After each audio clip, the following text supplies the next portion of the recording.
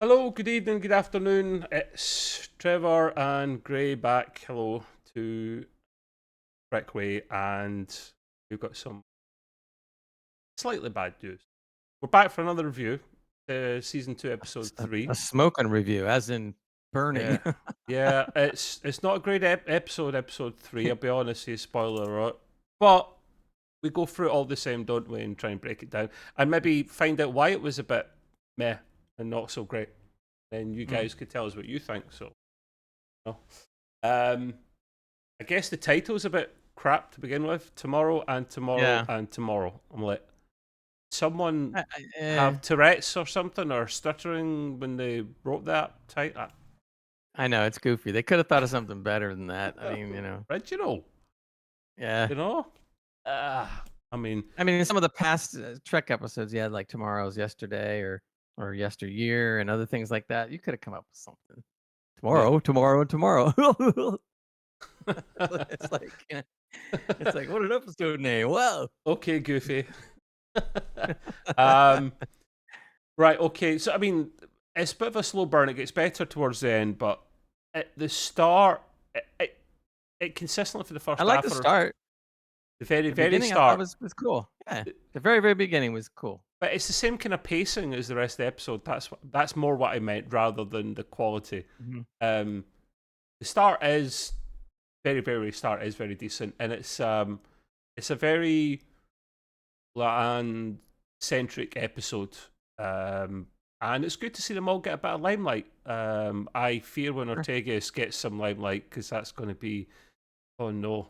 Um, so we do get a nice intro with La'an, and she's doing well purity type things, you know. There's all these little events she's dealing with and complaints and people moaning to her, and she's trying to sort this out, you know.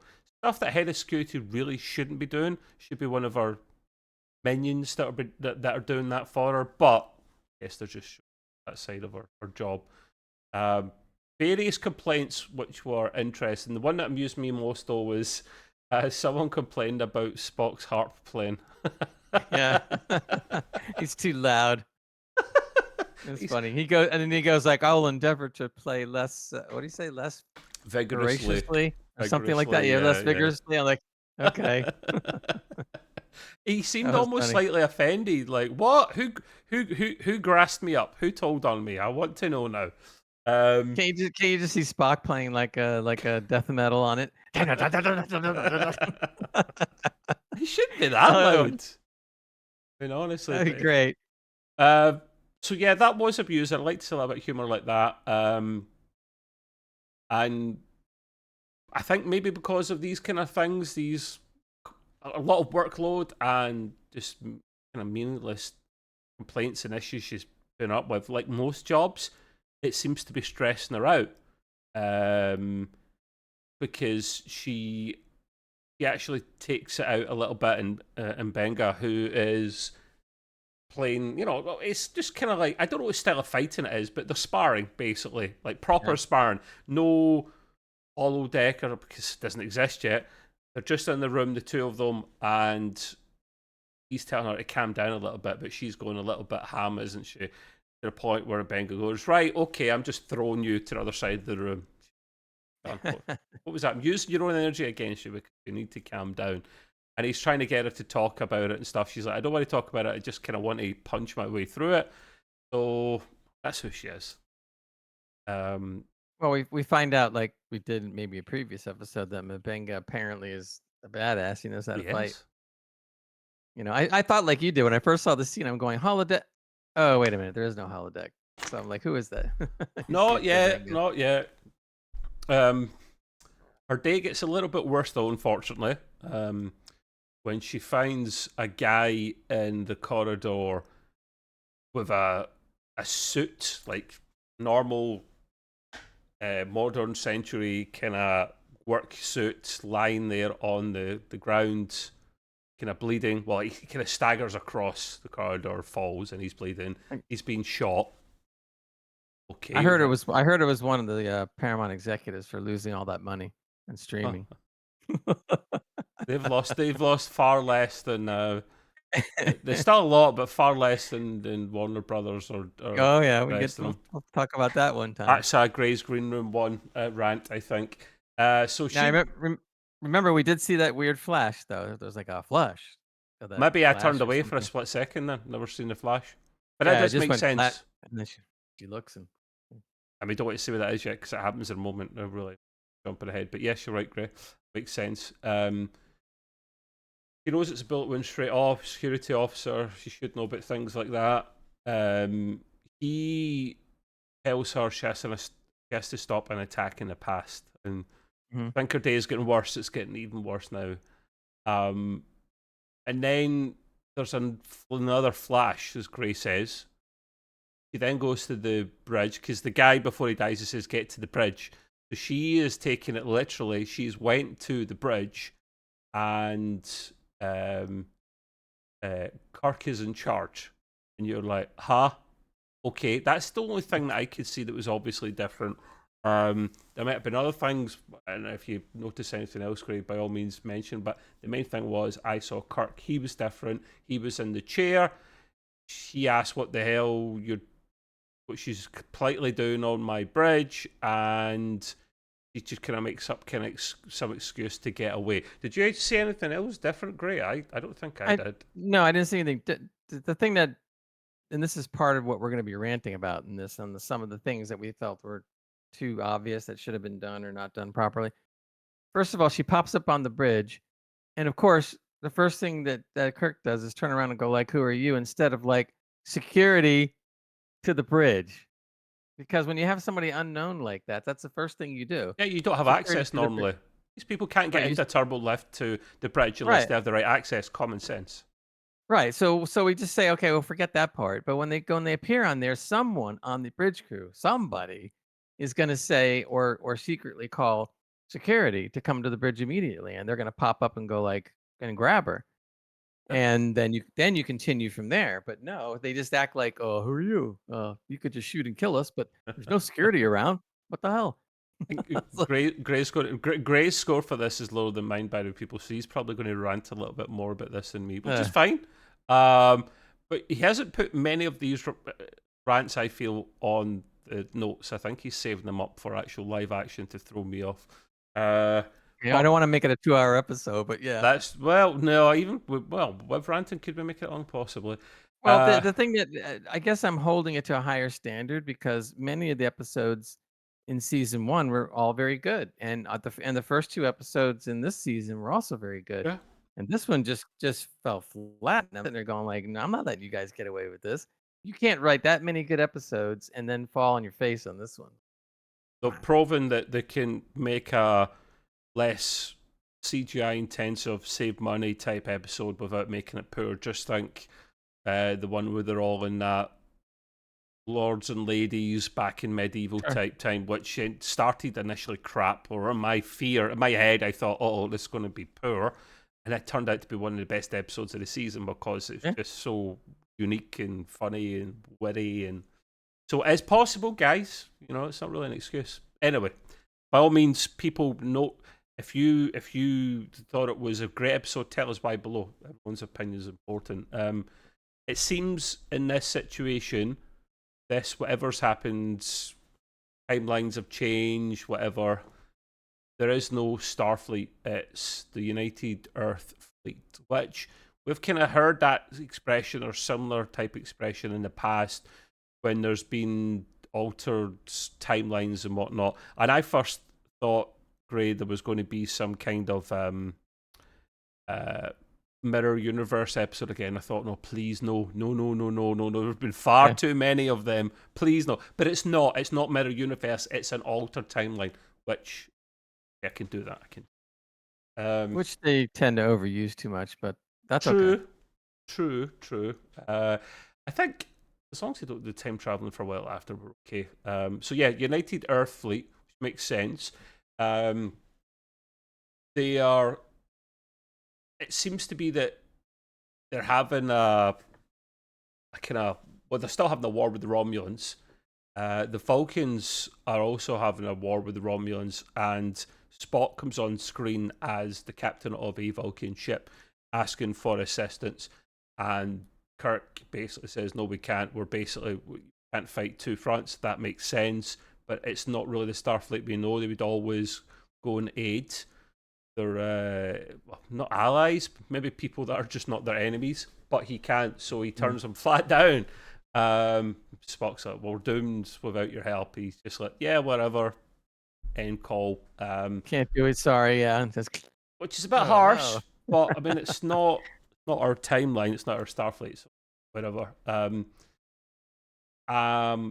Kirk isn't really buying what she's telling him. Really, she asks to go and speak to him in private, and they go and speak in private about it in the corridor, and he has this little device that the time traveler gave her.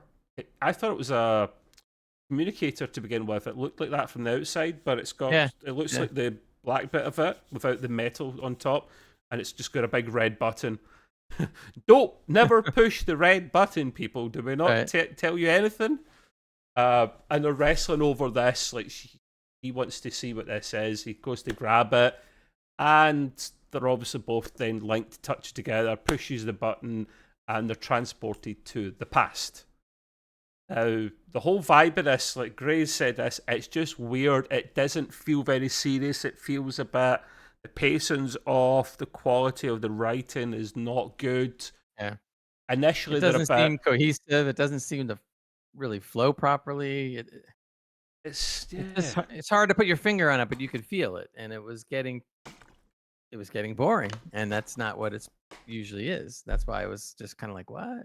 I can't describe it exactly completely great as to what went wrong, but I think it's a bunch of things adding together, because when they first arrive, yes, initially they're like, what the hell is going on?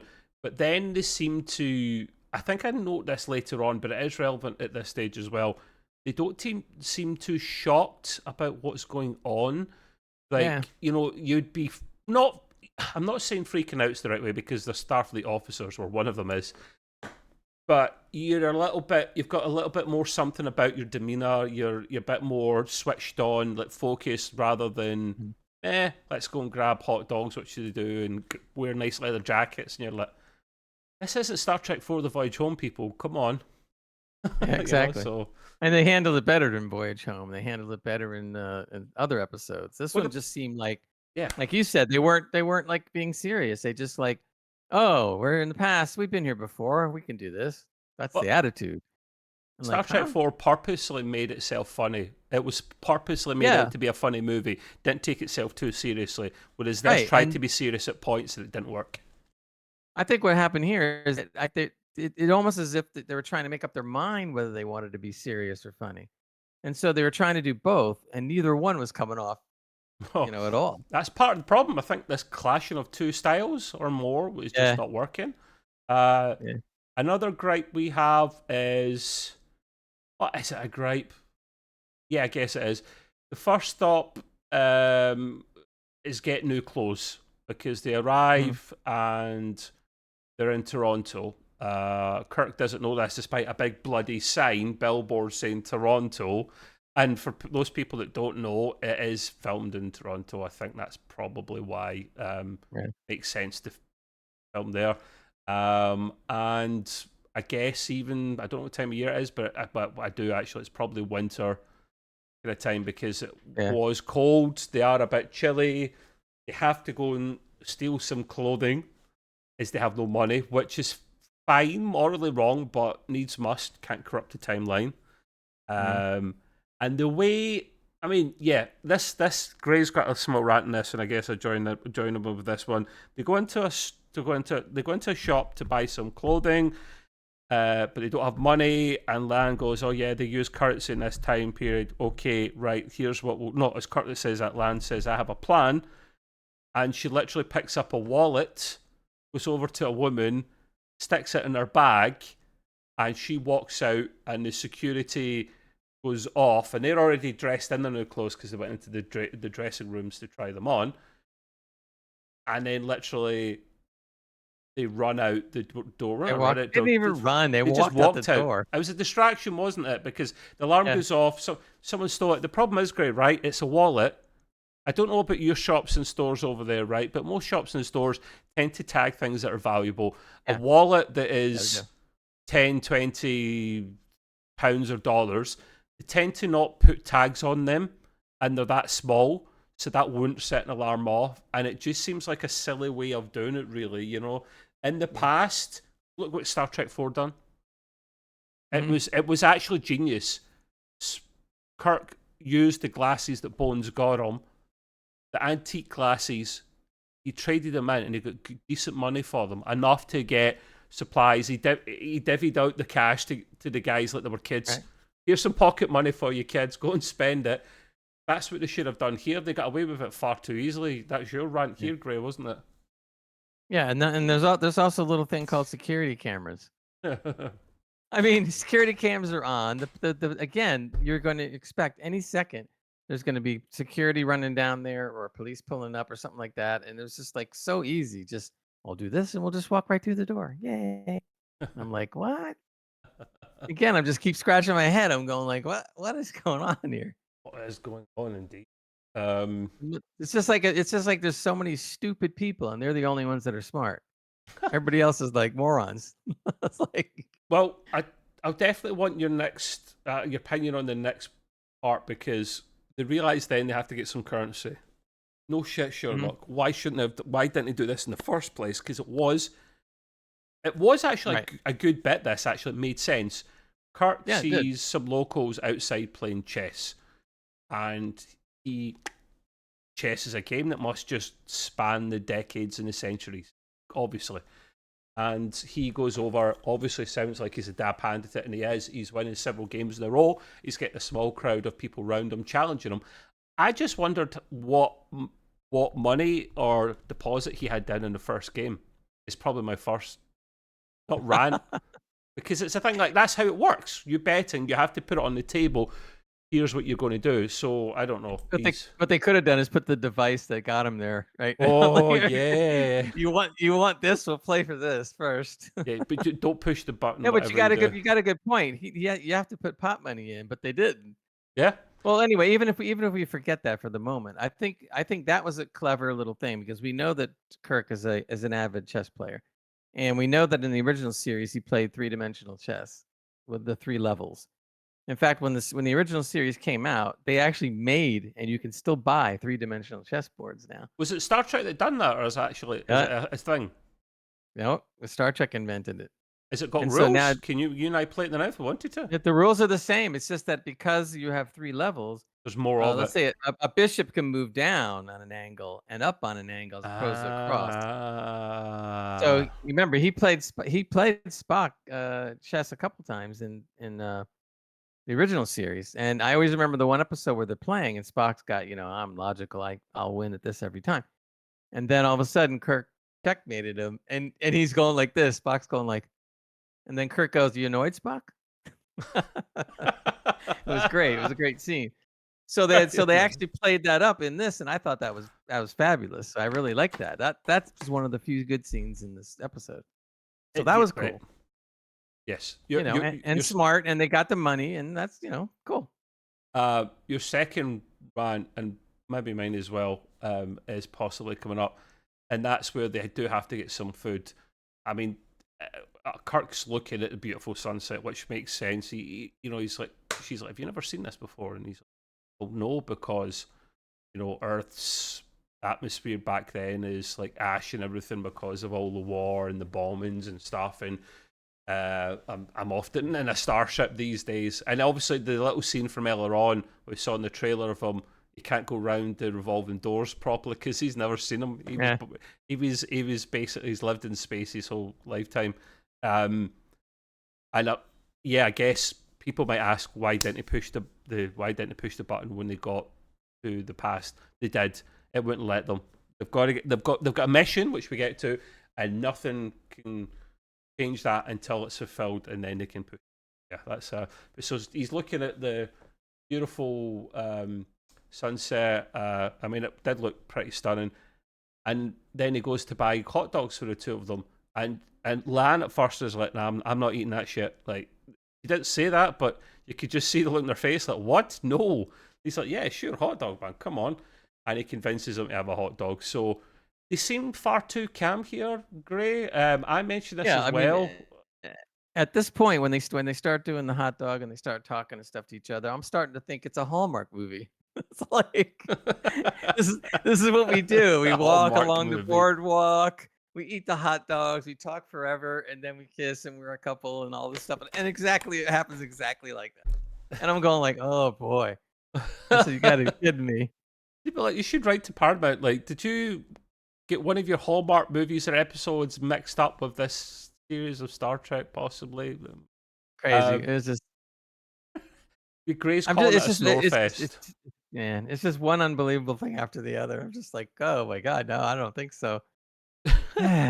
Gray's a bit bored at this stage, and I think I wasn't bored. It wasn't great. I was just seeing where the hell this was going because of Yeah, how it was panning out. So that's what got my curiosity. Like, how much crapper can this get? Where the hell is it going? Um, exactly. And for 40 minutes, I'm sitting there thinking this, going like, okay, it's gonna change, it's gonna get better. It can't all be this stupid, and it just keeps going, going. I want to see other people's reviews in this, Gray. I might like Trek Central or something. I'll probably watch theirs to see if they thought it was a bit poor as well. Because surely to God, a Trekkie's not going to say that's great. So I'm curious what Mm, people think.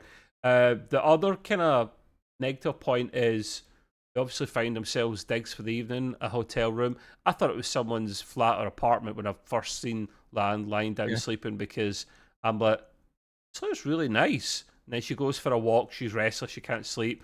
Goes for a walk. I don't know why to like check in Kirk. I don't know if she's horny or whatever, but goes for a walk, stands at the door apparently. looking at him, and then's like, yeah, let's not do that. And goes back, and Kirk was awake the whole time. But this place looks pretty big, and I'm thinking, they want some chess money. You should be in a motel or a cheap hotel room or something. Exactly.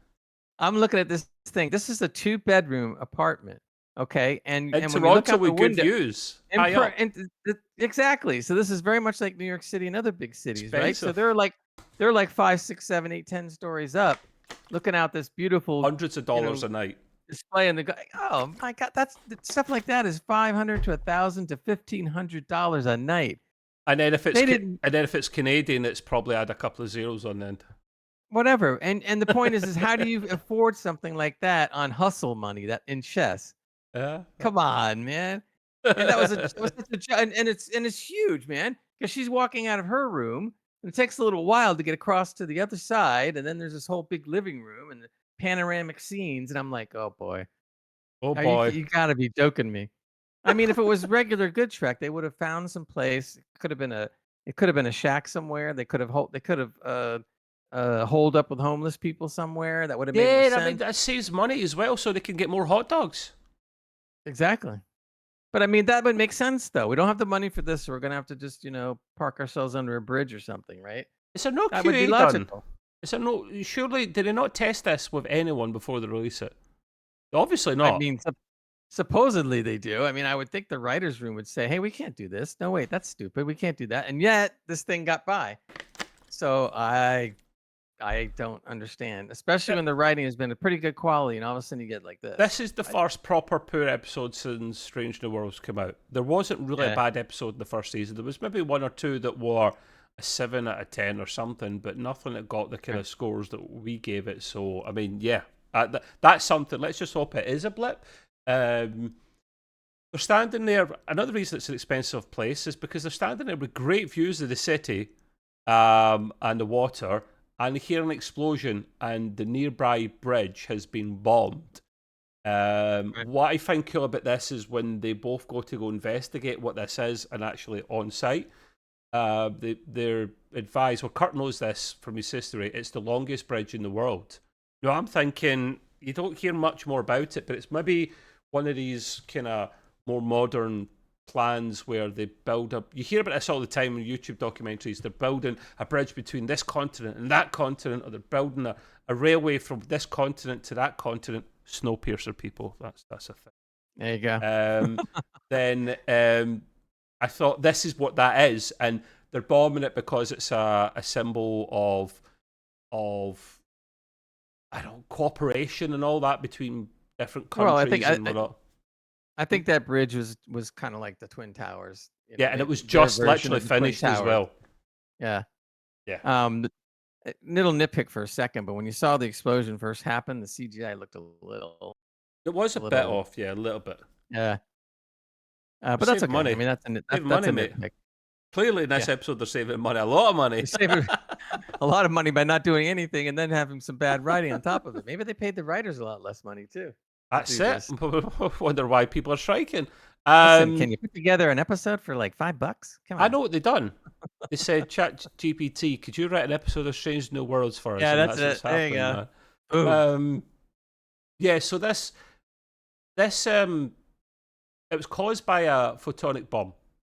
They see this because there's this Piece of concrete or reporter whatever it or is with a social media yeah. reporter taking pictures with a Mhm. long zoom camera, and they asked to look at the pictures. They zoom in, and yeah, that is the charge remains. They could tell, La'an could tell of a photonic bomb, which is one of the precursors to photon torpedoes.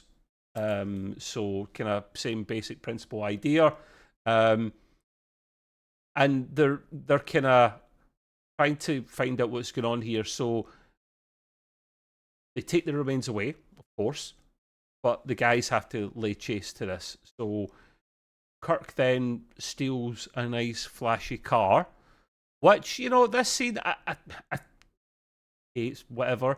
It was a Mustang, nice Mustang, I must admit. I don't know what the exact model because I'm not really a car person, but clearly a nice Mhm. Mustang. And then Kirk does the old Vulcan nerve pinch grey, which he's obviously, his Kirk in this timeline's learned to do that pretty well. He said it was done from, I don't, was it, it wasn't, it must, maybe when he was in jail He or said, something prior, he wasn't it? said it, yeah, he did say something about being in jail or something Yeah. in Vulcan, and he learned it from the people in the cell. And he said he could also make Vulcan plummet soup out of the toilet. Yeah. That I'm like, was that one as well. so Oh, that God. was a good line. I like now that whole scene was cool. There wasn't a lot of these scenes, but that was good. That was good. Decent, yeah. Then now here comes the believability factor. Stretch, stretch, stretch, snap. And what was that, Gray? Tell the people. He gets into the car and he's like, which is what I expected. He doesn't know how to drive this thing, and he's like jerking all over the place and whatever. And he goes from not knowing how to drive to about 60 seconds. He drives this thing perfectly, and he's going down the road following the van. I mean, like I can drive anything. I'm Kirk, and he's just going like, and he's weaving in and out of traffic and all this stuff, and then he's punching it and he's flying. And I'm sitting there going like, there's no, and then he pulls a maneuver where he drives the car and he does a glide and turns the car completely around perfectly so that he can drive the other direction. And I'm sitting there going, right. So you can't drive the car, but in 5 minutes you're fast and furious already. And I'm like, no. I mean, don't insult my intelligence, Uh, people. Come on. yeah, but that was also added to that. It was the music choice as well, Gray, that we noted Oh down yeah, yeah, here. Yeah, yeah, yeah. because that, I thought that's what you meant, actually. No, the way they were driving, yes, but the music choice was more of something you would get on a Fast and Furious movie. It didn't Exactly. sound Star Trek-y or sci-fi at all, did it? The one thing I'll It say, was right, it's not an excuse, mate, but I know this was Toronto, but I'd imagine, let's say North America to be fair, right? Because maybe it's not as bad in mhm, Canada as it is the States, but what I mean is it's the vast majority of cars are automatic, not manual. right. So they're like go-karts. I mean, I've driven an automatic before. You put your foot down, there's very little you need to do. Whereas a manual, you're shifting through everything. And that would be No, more true. believable if he made an arse of that. But an automatic, I think he's a bit of a old history buff Kirk because he knows quite a few things, and I think that's true of Kirk that we know and this altered Mhm. version of Kirk. He knows his history a little bit, so he maybe never drove a car, but he's maybe got an idea of what you're supposed to do. You just put your foot down, and he does stutter at the start a little bit as well when he's maybe still in park rather than Little. drive. A little bit, yes. So he does make Oh, an arse of it at the start, but then he still warms up and gets used to it too quickly. I know it's one episode; they have to burn through it. There's a way of doing it though. Get right. her to drive. Get the reporter to drive. That reporter was get a random person to drive for them. Something. I mean, there's ways to get around it. I mean, and it just was like a almost like a gratuitous chase scene that they had to throw in there. And all of a sudden, Kirk is an Indy 500 guy. I'm come in 5 minutes. He goes from 0 to Indy 500, and I'm like, oh my god. Coming soon to cinemas near you, starring James Uh, Tiberius Kirk. now it comes up the next scene that's even stupider. So Well, go ahead. yes, great. Yep, good point. I promise, guys, the last 10 minutes is a lot better than this, but we aren't there yet, so we're still ranting, unfortunately. They get busted by the police for going too fast. Quite right, yes. There was a police officer Mhm. having something to eat and drink. It may or may not be a donut. I don't want to be biased, people, but he was eating something, drinking something, and he's like, oh, let me put this down. Hang on, let me. Chases after them. A couple of cars later, they do eventually get stopped. And the lady that was there before, the reporter lady, is there this time with an iPhone. And she's recording this, and she's like, "Oh yeah, you not get your quota of arrests in this month, guys, and harassing innocent civilians, and what the hell? This is a semi-famous person here. I think this. I can't remember. Right, civil rights attorney, a That's it. famous person. Yeah. Like, what's wrong with you guys? And this is live on the internet right now, and blah Right. blah blah. And they're just, I think the police after a very short while, just like, yeah, this is not worth their while in the hassle, and like you're left with a warning. When you're left with a warning, they don't just say it's a warning. They still usually take some details off you and whatnot. It's not just don't do that again and then move on. But they did this time. They literally Right. moved on, and that is not. That was, I never noted this bit down, but I'm thinking as Gray did. You weren't a fan of this at all, were you, man? No, it made no sense. It was very stupid. There's in real life, there's no way anything like that would ever happen. First of all, you're talking about how they're driving around recklessly. They have no license. The registration is obviously wrong and would tell you that the car was stolen. I mean, this is just easy stuff that the cops would do right away. So if they know he was recklessly driving, he didn't have a license, the car was stolen, they just go, oh, it's okay, man, but just drive more You carefully, don't know if the car's later. reported stolen that quickly though. But I mean, it's But not the wrong. first thing you do is you ask for the registration, then you ask True. for the ID. When Your you don't get any license, of yeah. that stuff, they call in their backup and they take the car away and they take you away. Has this happened to you And I'm before, Gray? Are you admitting something no, here? but this is common sense. This is what the Yeah. police do. So I'm sitting there going like, right, this girl with a phone, you're on the internet, is embarrassing the cops so much that they forget they forget that they're actually police and become idiots all of a sudden and just go like, oh, just let you off with a warning. And I'm sitting there going like, so the stuff you're eating and drinking is must be laced with stupid drugs or something to make Yeah. you like dumber. Normally in a And I'm like, situation like wow, that, the police wouldn't say anything to what that lady was doing. They would, as long as she's not interfering, you're allowed to record stuff. They would not say one word to her and they just wouldn't say carrying on one word. arresting. Exactly right. Yeah, They that's would what just carry on like she wasn't even there. And I'm sitting there going like, wow, this is just unbelievable. Now here comes the next dumb thing. Just we're not done yet. It's one Oh, dumb thing after another. yeah, but this I never clicked at this bit initially. I really didn't click, but it's because we don't know more about this lady yet, mate. At this time, I'm not thinking much of it. It's until later on that it makes Mhm. sense. And the Yeah, but point it was, doesn't though. she they thank her, thank you for help saving their bacon, and she starts she starts talking about little green men and whatnot, and she's a believer, and they kind of they think they obviously kind of need her help, so they Mhm. talk to her as well, and they're like, yeah, my wife was abducted, and that's what Kirk says. Lad, they're now married and you were abducted. Oh, cheers for that. I wonder if she was probed. Anyway, and they're not really sure what's going on here, so they actually chat with her, and she's like, oh, yeah. Let me show you some things. There's this site nearby where they keep things, and that site gets important, and they do things, this reactor thing place, and she shows them pictures of stuff that's been happening, weird stuff happened recently, and it's a bunch of stuff. But the one that comes out the most is a Romulan warbird, old fashioned TOS Right. style Romulan warbird. Now, bear in mind, haven't seen Romulans at this stage. We're not supposed to, but we Right. certainly see the ship, which is fine. We're not breaking canon there. See the ship, and I was like, oh yeah, that looks pretty good. And I never thought this at the time, Gray. It looked really sharp and good as well. And I'm thinking, I'm thinking, wait a minute, did she steal the picture or did she take that? If she took that, she's clearly got one of those Samsung, moon zoom ones with the 200 megapixel cameras that zooms that far up, man. What? Yeah. I was just I was laughing Did at she this. I'm steal it or sitting there did going she like, take it? That's important because she no, did she say, took the picture and she was showing him on her iPhone or whatever. Here's a uh, picture of the and I'm sitting there going like, of course now she's going to show this perfectly clear, nice picture of a Romulan ship. It's not fuzzy like UFO pictures are because they try to hide themselves and stuff or whatever. It's a perfect picture, not out of focus, wide out in the open, just there. And she took it, and I'm going like, no, that's not how it would work.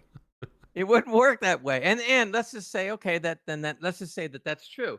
If it is true, do you mean to tell me that Kirk and Leon are that stupid that they can't put two and two together and go like, how did you get a perfectly clear shot of a Romulan warbird unless maybe you are Romulan? what did she say at the time? Were you in the right place at the? She said she was in the right place at the right time or something like that. Something It like was like that. fluke, wasn't it? Something like Yeah. that. But they don't even suspect any of it. They just kind of like glide over this whole fact. I'm like, I'm wow, so, are you dumb? I'm sorry. A normal person doesn't have a camera that can take a picture that clear, Oh, and then it's knowing when to take it. So I didn't know. I mean, listen. I think we're. To be fair, let's just be honest. The way we're going with this, I don't think it's spoiling it. She clearly is Romulan, which we find out later. But right. it's the fact that Gray makes a point. They're not picking up on anything whatsoever at all, and you're surprised because they're supposed to be intelligent people. But I mean, it's the writing that's not on them, I guess. I mean, please, during most of the episode, they really were acting stupid. I mean, they really were. It was just like I said, like a Fast and Furious slash Hallmark movie. That's all it was for most of the What episode. with a little bit of Naked Gun thrown in there, type comedy, Yeah, just there you because go. we're, Yeah, we're all they're not very serious about it all. I always expected exactly. Leslie Nielsen to walk past or something, So Or maybe Leon would say, "Shirley, you jest," and says, "Don't call me Shirley." I love those movies, man. I love them. Oh, I know. I've watched them dozens of times. Was your man Scotty not in one of them?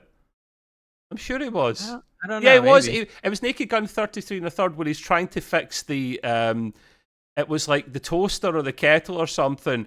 And Leslie, well, he walks past and he's like, get on this. And if you fixed it yet, and he's like, giving it all I can, Captain, because he's a captain, isn't it? And it's a bloody Yeah. kettle or something he's fixed. Sorry, I diverse, but Yeah. it's just good. That's Watch them, guys. So they hear about this cold fusion reactor from the Right. reporter lady, and they're like, right, okay, but we should probably check this out. Because convenient plug there for the Trekway. He's a salesman. I love it.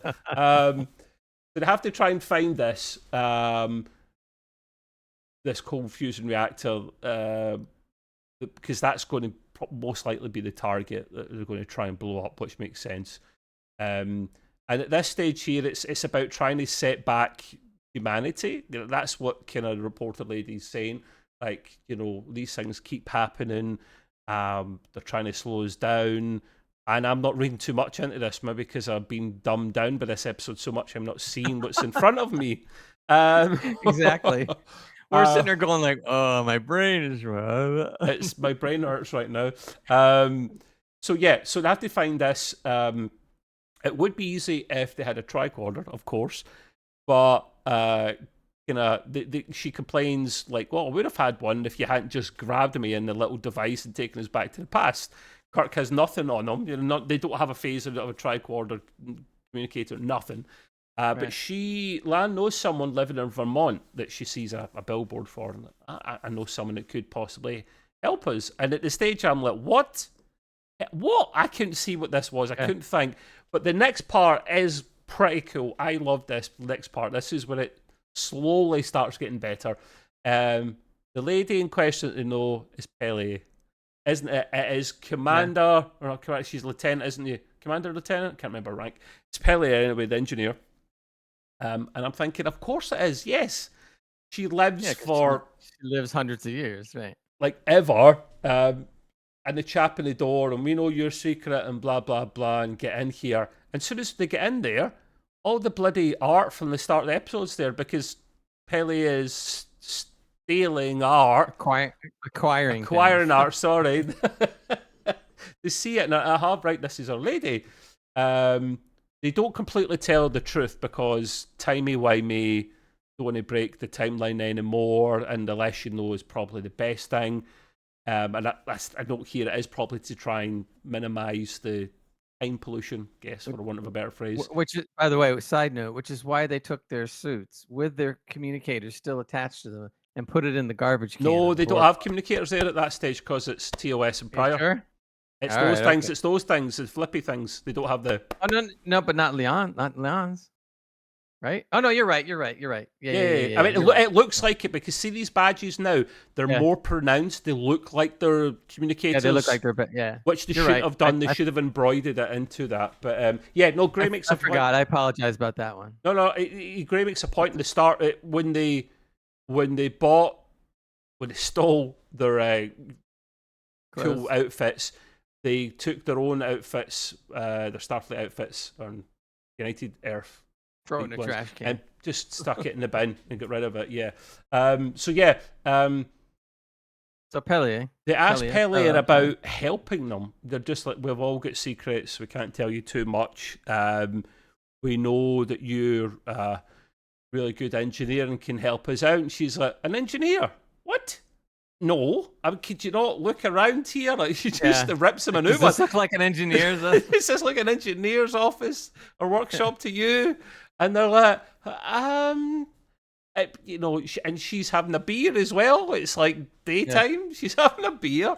I love this actress and this character, by the way. You see Kirk grab a bottle too, and he's opening it. Going, oh, so he did. Yeah, I forgot about that. Yeah. He's downing a beer too. Like that's all natural. He mentions at one point in the hotel room that they couldn't ever afford that.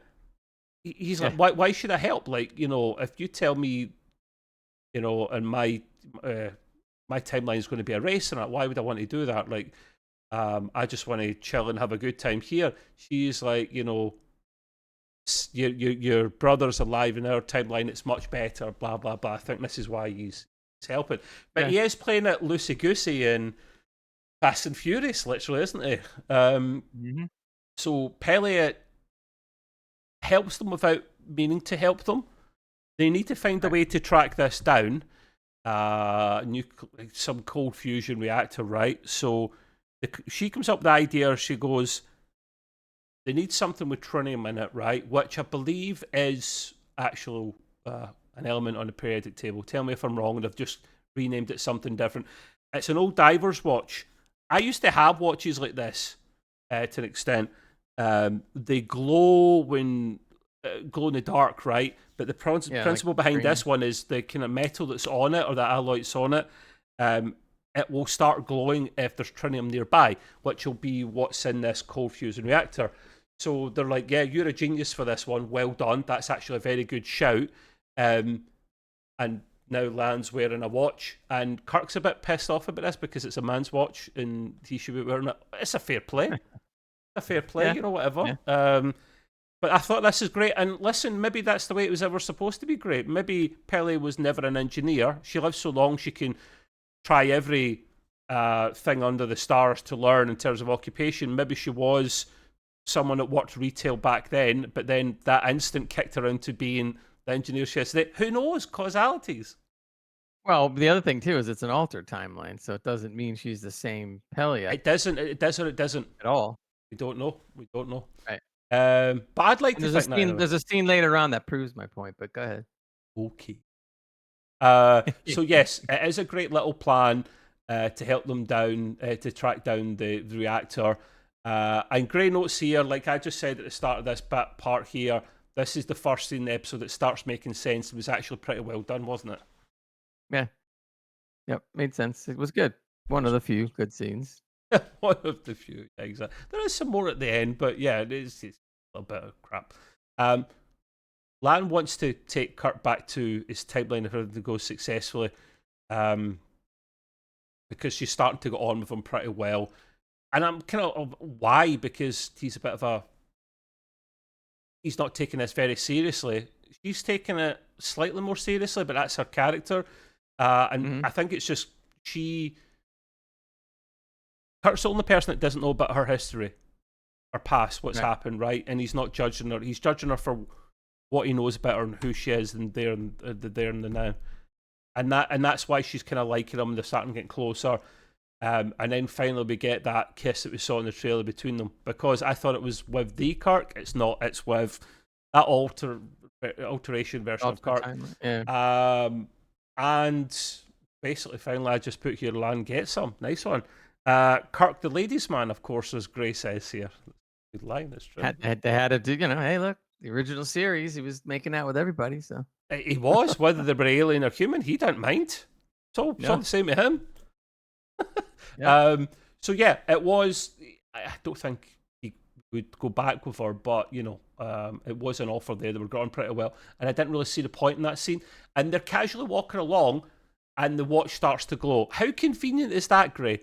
Toronto's not a small city, and they happen to be walking by, and oh yeah, it's starting to glow now. What's the range of this bloody thing? Is it a tricorder built into a watch? I mean, that's a nitpick. It's not a massive thing. Yeah. I know that there's a time constraint, but still. So yeah, it starts glowing. It leads them to the site of the reactor. Of course it does. And it's a building owned by Singh. Right, this is the Noonien Singh Enterprises or whatever. Yep. This is where it all starts, and I'm getting flashbacks of Enterprise back in the day of they're starting with who was it? Was it the geneticists? It was Singh. It was like Brent Spiner played him, like the very early versions of him. And I'm thinking this is going to turn into this again. And I thought it was a nice throwback. Don't get me wrong. They see a security door, handprint sensor thing to get in. Right, this is where we need to go. It's a bit obvious. She's able to get through because she tries it. She sees someone go through quickly, and she's like, "I've got an idea." Puts her hand on. It takes a moment, a few scans, but then it opens the door. And it was smartly done. Like, she's got a DNA marker in there because she's from that lineage of Singh, so it makes sense. But just as that happens and the door opens, the reporter lady is back and she pulls a gun on them. I'm like, oh, well. Genius. Yeah. This is what we couldn't figure out before, but now she's back and pulling a gun on us. But because she played such a goofy character at the start, and I'm thinking, she's an actor, Trevor. She's an actor. She's probably a lot better than that. That's how she's been told to act that particular way. A goofy, chasing aliens type person, She's a bit more serious at this stage now. The acting chops are on a little bit more now. And she divulges all. She's the one that blew up the bridge. She wanted La'an to open the door, so she followed him. She's a Romulan disguised as a human. Of course she is.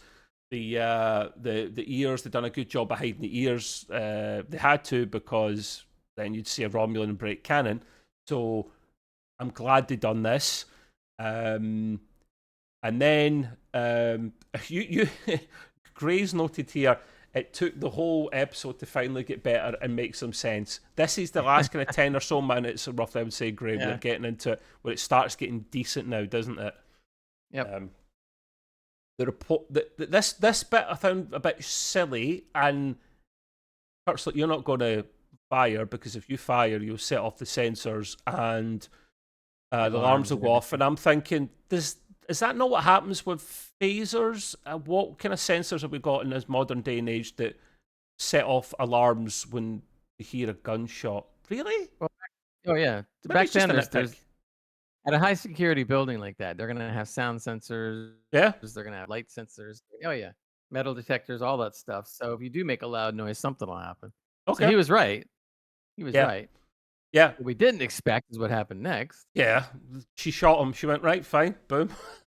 I was equally shocked and then laughed at the same time. I went, damn. So did I. I felt bad too, because I'm sitting there going like, I'm sitting there going, he's not gonna really shoot it. Because all right, bang, and he's dead. I'm like, and I'm like you, I'm shocked, and then I'm laughing. I'm going like, don't call your bluff. She clearly is a good chess player as well, I'd imagine. They never played chess, those two. It's a shame.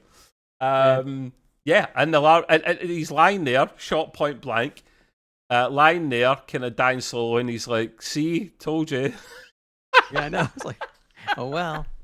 Told you so. See, you idiot. So Leon is really upset now that Kirk is dead because, of course, she just formed this wonderful boyfriend relationship in about 2 seconds earlier. So So she gets a bit pissed. He does pass away. He's dead, Jim. he's And done. and she's pissed off. She goes to take out the Romulan. The Romulan then grabs her by the throat. I thought it was like a chokehold WWE move here. A chokehold move pushes her back all the way through the door that she just opened. I'm like, this is a descendant of Khan with the gene in her. She's a bit stronger than the usual person. She just got her arse handy to her really easily, and we'll come back to that point. Pushed right through the door, conveniently through the place that they both had to go. Again, I wasn't a fan of that little bit there. She didn't put up much of a fight, which was a bit of a shame, but hey ho. Right. It turns out, Oh, what? I guess we have to remember it is a Romulan. Romulans are a lot stronger than humans. yeah, but she's stronger than the regular human. She's right, but we don't know how What? strong she Yeah, is. yeah, true. But when I get there is a point. We in a moment I'll touch on that and I'll be like, okay, something doesn't smell right here. They see a sign for where they want to go, and he goes, no, I've changed of plan. Plan B, I'm not actually going to take out the reactor. Right? You're not? Okay, right. What are you going to do then? I've got other plans. And you see the sign where they're going, reactor right, and then like, what was it, genetics lab or something left. I'm like, Right. oh, interesting. Right, okay. This building didn't look like didn't have a reactor in it at all. It just, Right. I think everything about this episode was poor. The production people, executive producers, what were you thinking when you picked this building? It looks like there's maybe it could be genetic labs and stuff in it, or it's a It museum. looked like a bank building or an Yeah, apart or some kind office of a building or office something. building. Yeah, I'm sitting there going like, yeah, that looks You wouldn't have a really. cold reactor in there, mate, unless you're trying to obviously hide it. But they never showed us that because that was Plan B. Well, So I guess their budget was so low that they couldn't afford to go anywhere else. exactly, my friend. So no, it wasn't. That wasn't ideal. So they go to the genetics lab. Her plan is this bit. I find. I think I liked it, and obviously I want your opinion, Gray. Mhm. She's going to kill Khan, Khan back in the day. Khan Noonan's thing, right? Yeah, the forefather.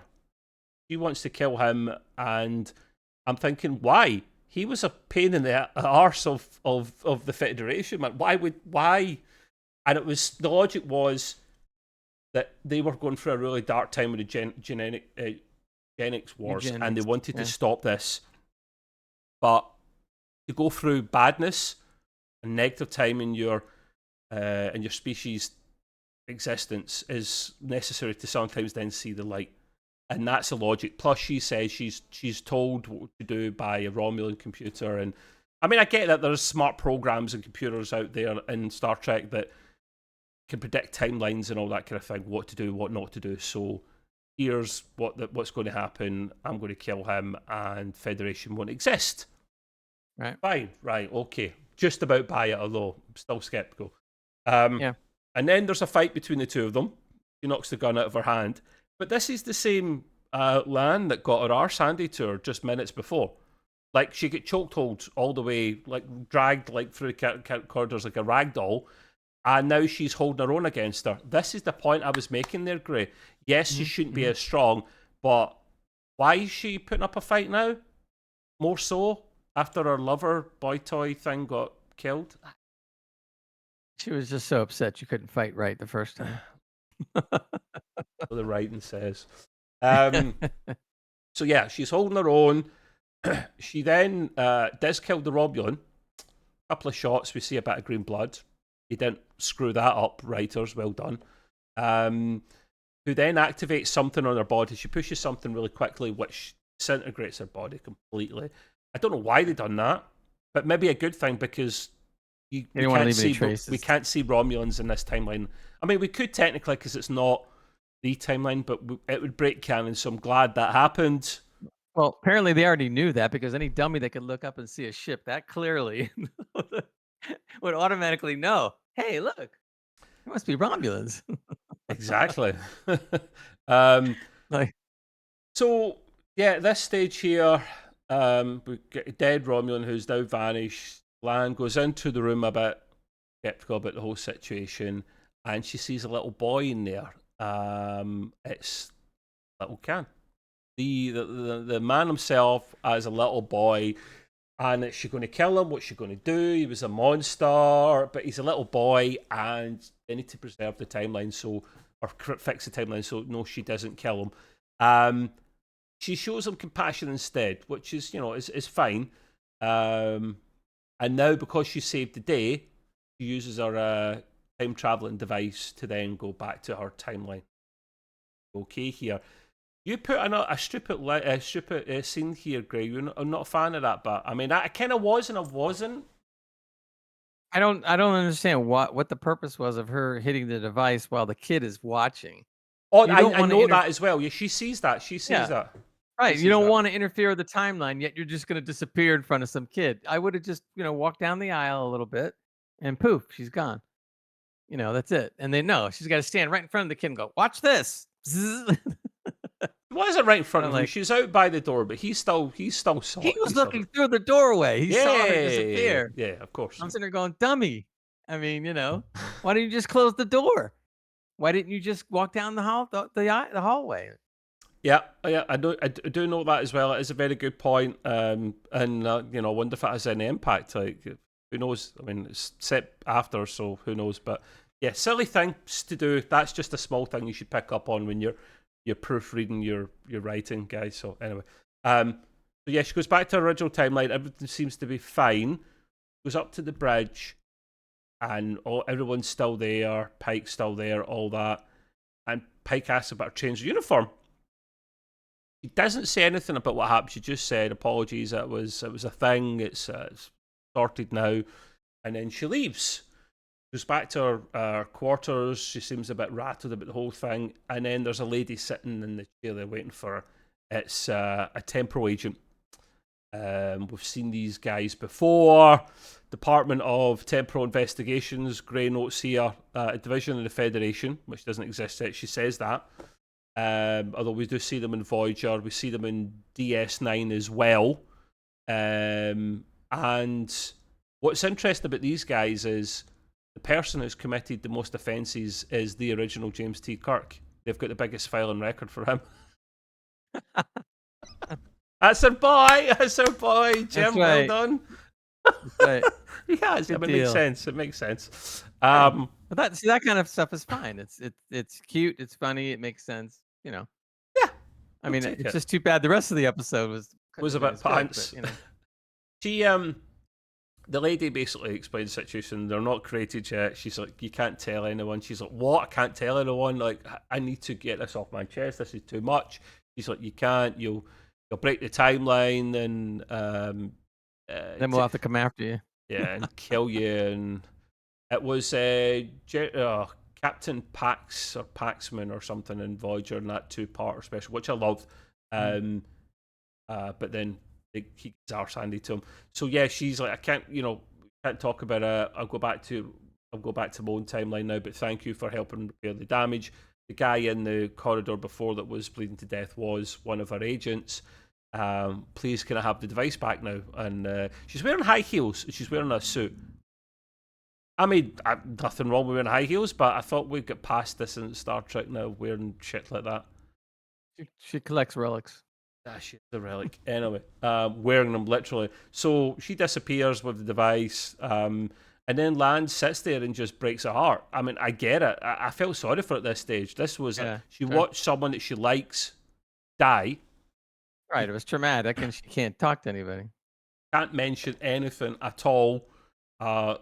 She then randomly gives Kirk, of her time, Lieutenant Kirk, a call.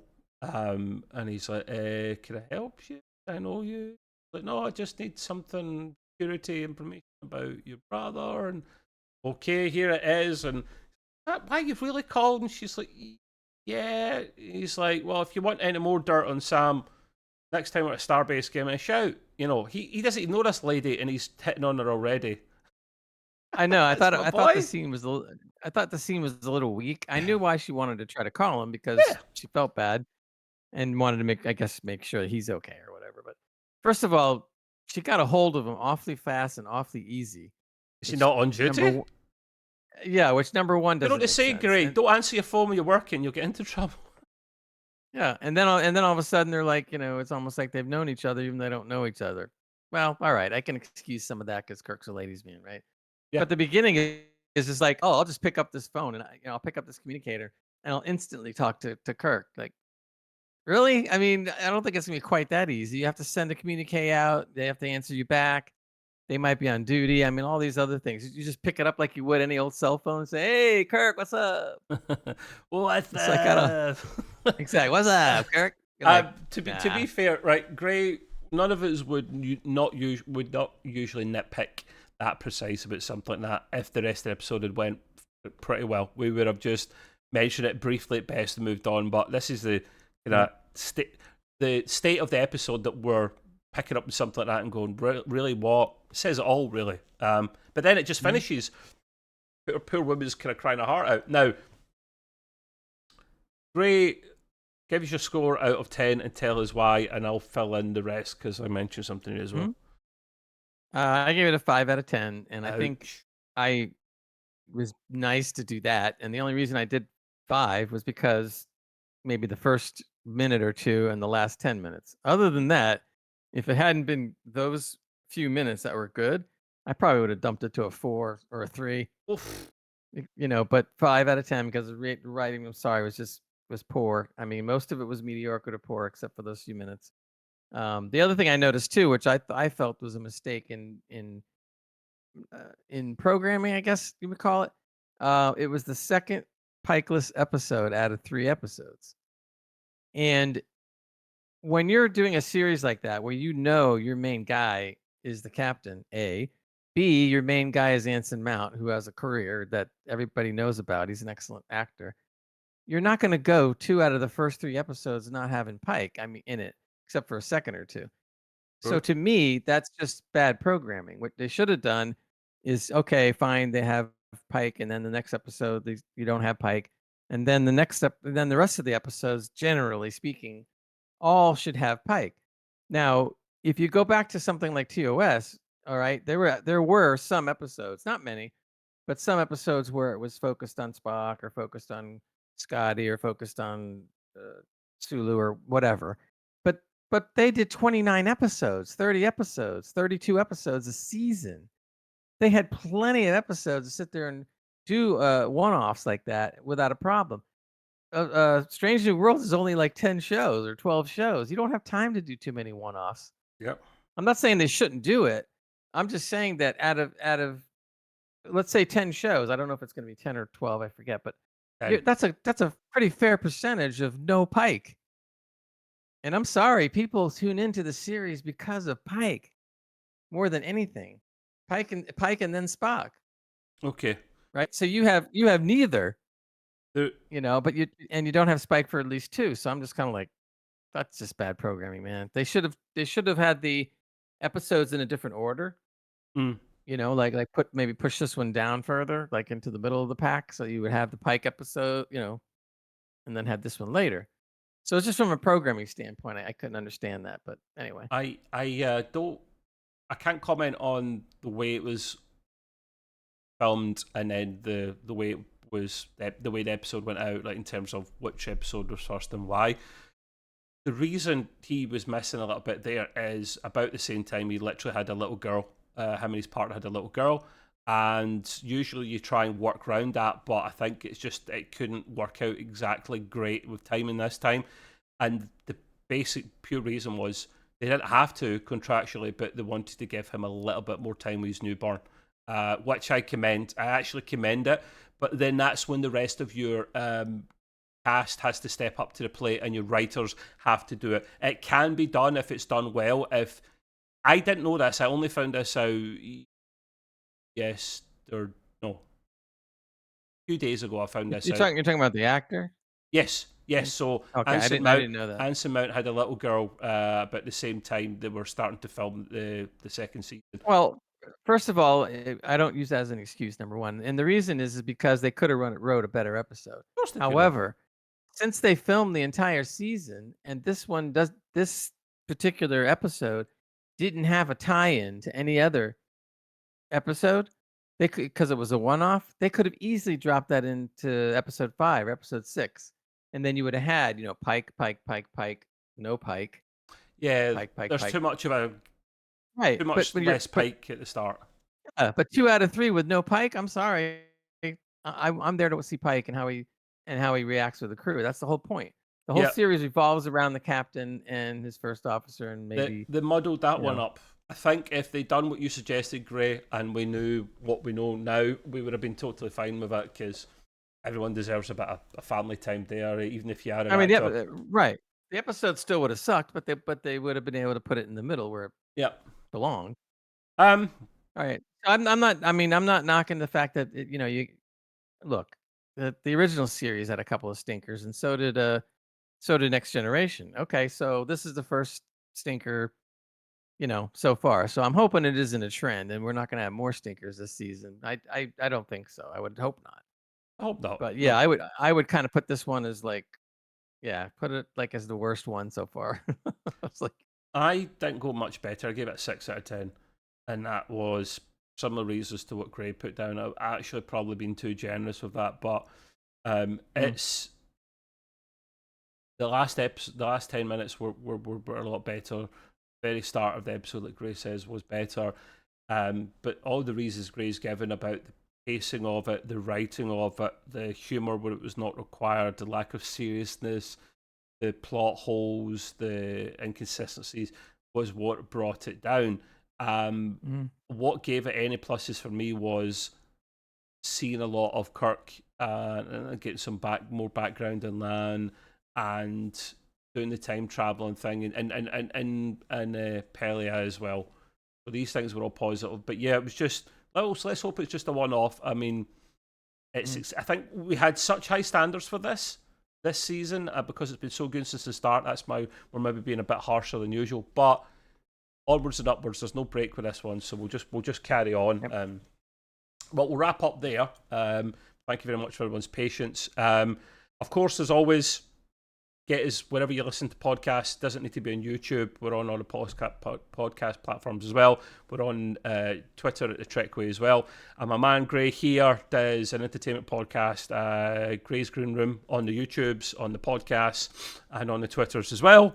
And last but not least, tonight we'll be doing a gaming podcast with our friend Nick at Extreme PC UK. He's the same handle on the YouTubes, the podcasts, on the Twitch as well, actually. So swing by there and watch us. But as always, just put a comment below. Was it crap this episode or was it good, guys? And until next week, thank you for tuning in and do your thing, Gray. Live long and prosper, everybody. Oh boy.